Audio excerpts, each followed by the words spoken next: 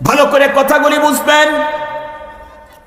সাধারণ মানুষ তো দূরের কথা, আমাদের মতো আমরা যাদেরকে নিজেদেরকে দিনদার মনে করি তাদের অবস্থাটা এখন কেমন নিজের চোখে দেখে বলছি। আমাদের সমাজের ভিতরে এমন হাজারো ভাই এমন আছে যেই ভাইটা বন্ধুরা আমার একদম ছোট, সবার শেষে জন্ম নিয়েছে, বোন তার আগে আছে 5টা।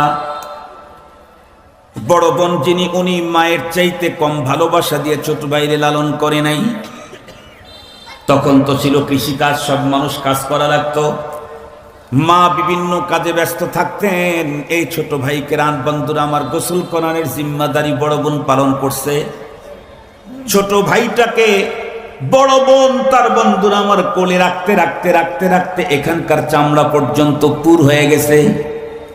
এমনও হয়েছে এই ভাইটাকে পায়খানা করার পরে তার টয়লেট পরিষ্কার করার জিম্মাদারি এই বোন পালন করছে। মা অসুস্থ হয়ে দীর্ঘ 1.5 মাস পর্যন্ত হাসপাতালে ছিল, বোনটা শুধুমাত্র তার বুকের দুধটা পান করায় নাই, আর সব সে করেছে। এই জাতীয় বোন ধীরে ধীরে ধীরে ধীরে যখন সব বিবাহ শাদী হয়ে গেল, ভালো করে বুঝবেন বর্তমান সমাজের অবস্থা হলো এই, বোনের মায়া নাই, আছে হলো বন্ধুরা আমার গার্লফ্রেন্ডের মায়া, ভাইয়ের মায়া নাই, আছে হলো বন্ধুর মায়া, বাবার মায়া নাই, আছে হলো বন্ধুরা আমার ব্যবসার শেয়ার হোল্ডারের মায়া। এই জন্য দেখবেন সে কি করে, বন্ধুর বন্ধু এবং বন্ধুর স্ত্রীকে দাওয়াত দিয়ে কত রকমের আইটেম খাওয়ায়। বন্ধুর স্ত্রী যখন চলে যাবে তার জন্য বড় বড় প্যাকেট বন্ধুরা আমার ভিআইপি উন্নত প্যাকেট তার হাতে হাদিয়া দেয়।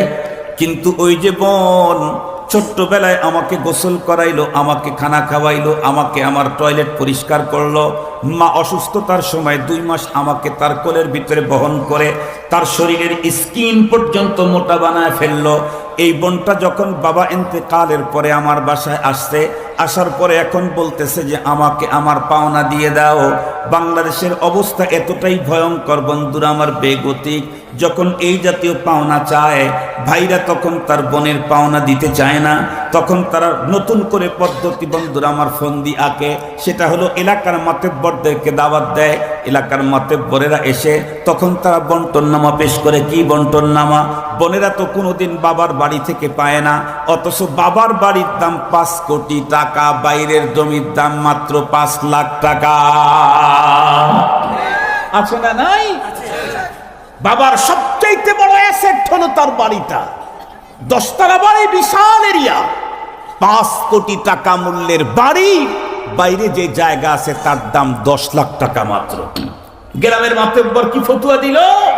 বন্টন করলো। বোনেরা তো বাড়ির থেকে পায় না, রাস্তার থেকে মাঠের থেকে দিবে। কতটুকুন? ওইটা পুরা তো আর কেউ নেয় না, কাউকে কেউ দেয় না, দেও কিছু দিয়ে দাও। তো ওখান থেকে মাত্র 2 লাখ দিয়ে বোনকে বিদায় করে দিল। এই সিস্টেম তো কিশোরগঞ্জে নাই। আর একটু জোরে বলেন, আছে? কিশোরগঞ্জে সিস্টেম আছে। যেই বোন ভাইয়ের কাছে পাইতো 1.5 কোটি, সেই বোন 1.5 কোটি টাকার মধ্যে মাত্র 10 লাখ টাকা নিয়ে গেছে। এই অপরাধে ওই বোনকে আর ভাই বাড়িতে ঢুকতে দেয় না। এই চরিত্র তো নাই, এটাও আছে। ওই বোনের জন্য কোনো খাবার তৈরি করা হয় না, ওই বোনকে এই বাড়িতে খাবার দেওয়া হয় না। কেন? সে তার বাবার সম্পদ নিয়ে গেছে। কতটুকু নিয়েছে? কতটুকু নিয়েছে? এ অঞ্চলের মাতব্বরদেরকে বলছি, গার্ডিয়ানদেরকে বলছি, নেতাদেরকে বলছি, সালিশিয়ানদেরকে বলছি, মনে রাখেন, আজকে যে বাবার কন্যা সন্তানকে তার বাবার নিজ হিস্সা থেকে বঞ্চিত করলেন, বিচার করে আপনি একদিন আল্লাহর আদালতে আসামি হিসাবে দাঁড় হতে হবে। এটা দেখার জন্য মরার পরে যাওয়া দরকার নাই, বাংলাদেশের 3 মাস আগের দিকে তাকাইলেই খানিক দেখা যায়।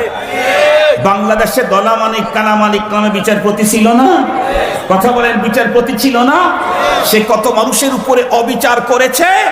তার দম্ভ এমনটাই ছিল যে কেউ তার সাথে কথা বলতে গেলে সে মারতে উদ্যত হতো। টকশোতে ঢুকেও উপস্থাপিকের উপরে আক্রমণ করার জন্য উদ্যত হতো। এত আস্ফালন, এত পাওয়ার, এত দাপট, এত দম্ভ। কি দেখলাম? 36শে জুলাইয়ের পরে নিজের 5 তলা বিল্ডিং সেরে পালাইতে গিয়া বেডশিট তো পায় নাই, গলা বাঁধা। দেখেন নাই কি পেয়েছে? আরো জোরে বলেন কি পেয়েছে? এতদিন ছিল সে বিচারপতি, সেই আদালতে এখন সে কি? আসামি। কথা বলেন না কেন? সেই আদালতে এখন সে কি? তাও কি শুধু আসামি? যেই আদালতে দাঁড়িয়ে অবিচার করেছে, সেই আদালতের দিকে আসামি হিসাবে যাইতে যাইতে নিচের প্যাকেটও নাকি একটা ফেটে গেছে। আল্লাহ জানে, আমরা দেখিনি, শুনছি আর কি।